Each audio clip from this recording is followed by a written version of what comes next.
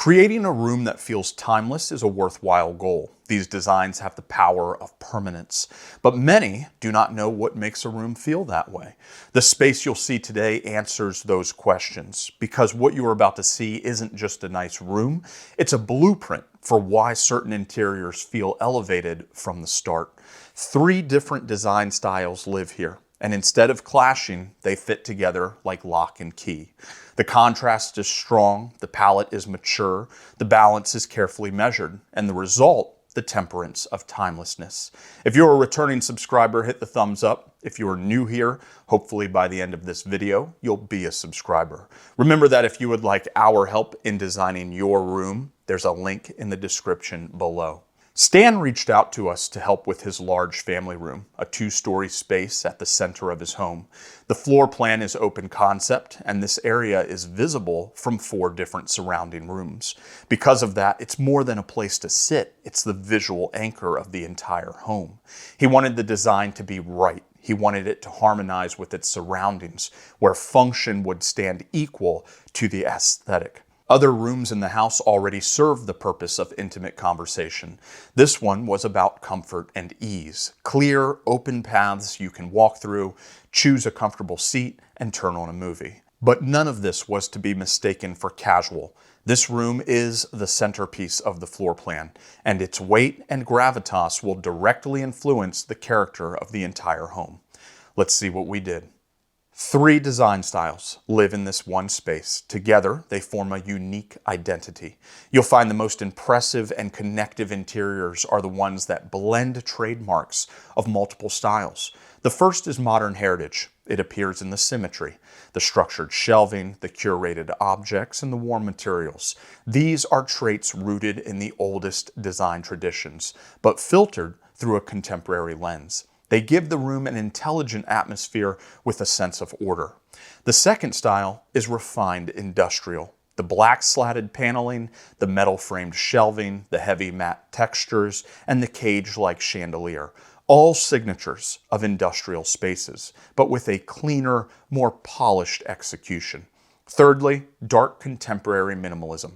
The palette is reduced, the shapes are simple, surfaces are clean. There's no clutter, the emphasis is on form, texture, and contrast, not ornate detail. Hearing this, you might have some questions. Why call it modern heritage? Because of the symmetry. Don't other rooms use this? Or, I've seen chandeliers like that in farmhouse styles. What makes this one industrial? To answer the first question, yes, many interiors use symmetry. They use warm materials, they use structure, but not in the way that this room does. Contemporary interiors use symmetry loosely. Even furniture placement, matching decor, balanced shapes. Warm materials are used for comfort, not identity. Walls stay light to avoid dramatic contrast. Modern heritage takes a different approach. It relies on architectural symmetry, like the dark vertical panels here, acting as anchors that frame the focal point. Warmth is used to create familiarity rather than coziness.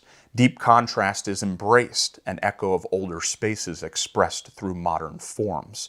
So the difference isn't the presence of these characteristics, it's how they're used. Now for the second question. How can a chandelier be farmhouse in one room and then industrial in another? You have to get specific. A cage chandelier can belong to either style, but context decides its classification. Industrial pieces are inspired by machinery. They read more engineered than found. Rustic pieces, on the other hand, are worn, weathered, or distressed. This fixture is dark and forged, not antiqued, not aged. Industrial also thrives in stronger palettes: black, charcoal, rust, walnut, matte finishes, linear forms. Farmhouse leans lighter, creamy whites, distressed woods, galvanized metals, soft textiles. Nothing in this room leans rustic or nostalgic. Everything leans refined and modern.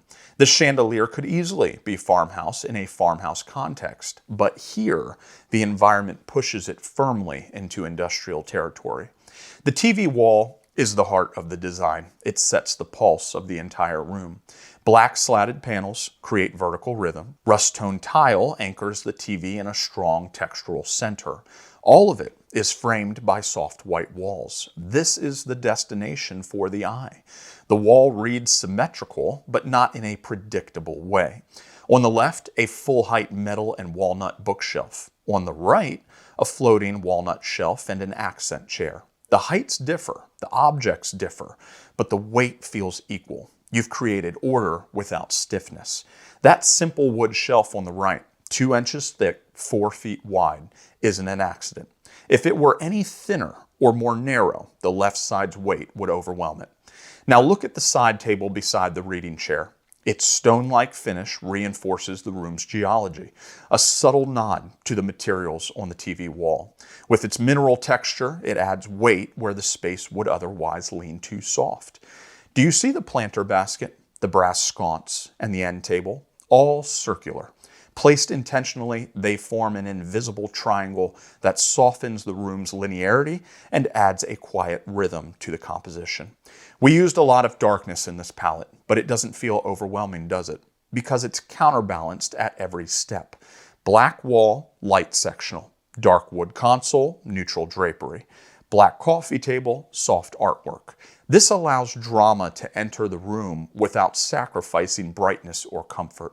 And since we're already talking about contrasting tones, let's shift to an aerial view and talk about the importance of the coffee table.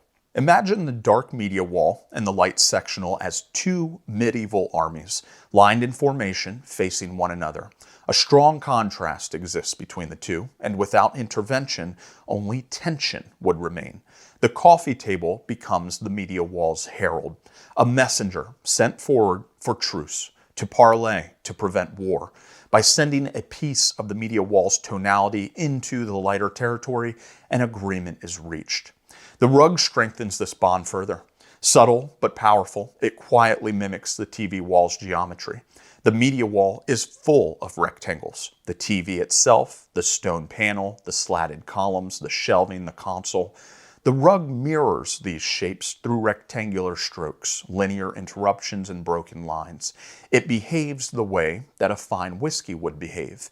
It's not a literal translation of the raw materials, it's the distilled version, the essence. The rug takes the wall's geometry and reduces it into a softer, smoother expression.